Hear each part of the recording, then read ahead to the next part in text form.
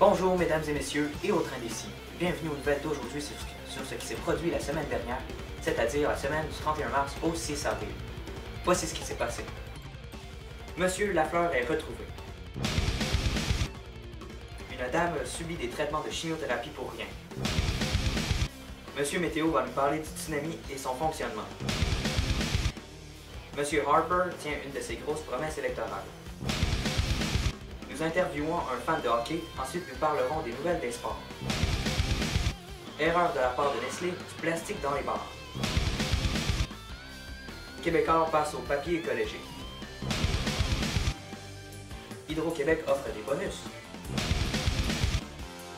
Le docteur Pierre Mailloux reprend son poste de psychiatre.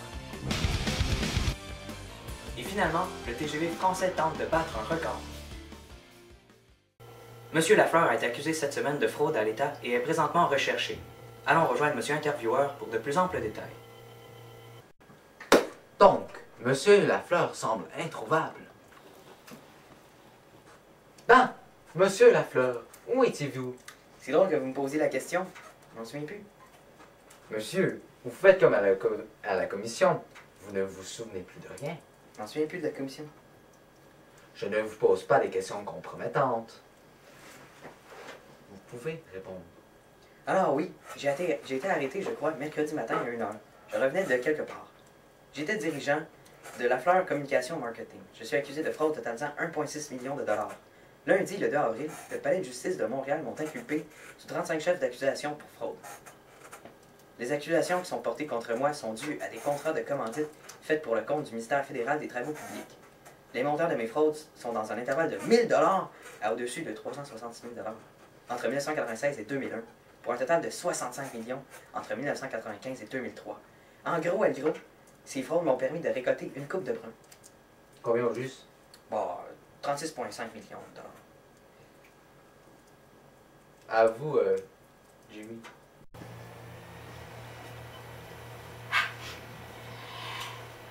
Allons maintenant rejoindre Monsieur Météo pour la météo. Bonjour, pour la météo, fait frette, autour de moins 5, 10 degrés. Un peu nuageux, coupe de percée de soleil. Le vent. Par là-bas. Sud, nord. Puis à long terme, pas la même chose. Oui, pour la circulation, vous voyez, il n'y a pas trop de bouchons, ça a l'air assez fluide. La visibilité est un peu réduite par l'épaisse neige, comme vous le voyez, il ne faut pas aller trop vite.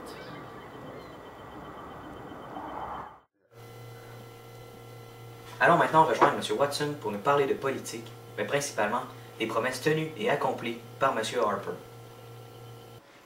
Bonjour. Monsieur Harper dit qu'il a tenu une de ses promesses électorales les plus importantes en ayant conclu des ententes sur les délais raisonnables en santé avec toutes les provinces et les territoires. Monsieur Tony Clement croit que ceux qui osent parler de réussir de pouvoir être capables de finalement atteindre le but ultime d'enfin savoir et de pouvoir, surtout, bien sûr car c'est très important et sérieusement capital, de régler rapidement le problème du système de santé sont les charlatans. Je crois personnellement qu'une promesse faite portant sur la rapidité de régler le problème de santé au Québec est futile et déraisonnable. Car on sait que c'est un sujet que tous les gens de Québec aimeraient voir fixé, mais qui ne peut vraisemblablement pas se faire du jour au lendemain. Non, je suis en onde, fils. Oui, mais papa. Non. Hydro-Québec annonce un bonus à ses employés. Allons rejoindre un honnête et responsable civil, José Théodore. Bonjour, 18 000 employés d'Hydro-Québec recevront un bonus qui variera entre 3 000 et 5 000 $ pour un total de 40 millions de dollars. Pendant ce temps, les contribuables, alias les payeurs de taxes, alias nous, subissons une augmentation de 2% sur nos comptes d'électricité. pour un total de 13%, frôlant les 13% en 4 ans. Cependant, il est faux de penser que cette augmentation est directement liée au bonus des employés d'Hydro-Québec, car ces derniers étaient prévus depuis longtemps, c'est-à-dire quelques années. To that, bring it on!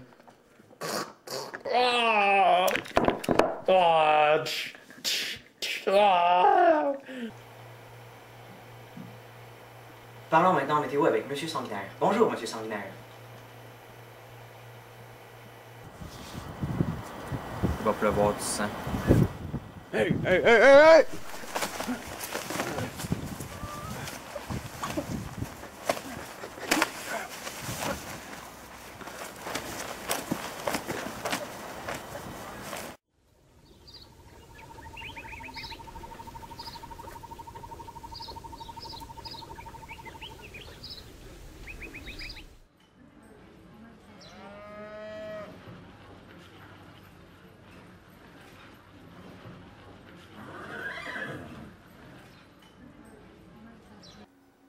Bonjour, je me présente, Muriel Lavallée, âgée de 59 ans. J'ai subi un traitement de chimiothérapie pendant 4 mois pour un cancer que je n'avais pas. Tout a commencé en septembre 2004, alors que je me rendais au centre hospitalier de Saint-Eustache pour des douleurs au niveau du thorax.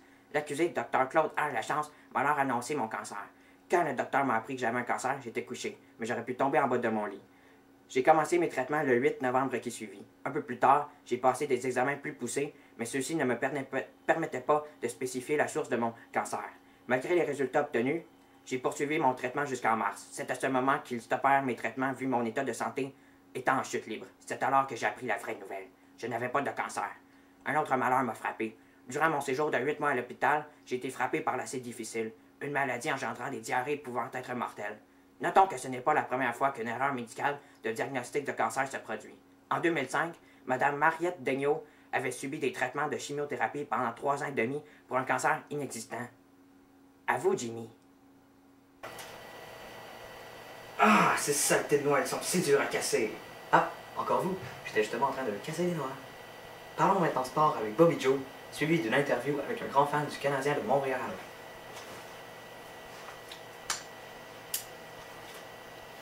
Merci Jimmy. Les Canadiens ont subi une défaite de 3-1 jeudi dernier, le 5 avril, contre les Rangers de New York. L'enjeu pour les séries se déroulera donc à Toronto contre les Maple Leafs samedi soir.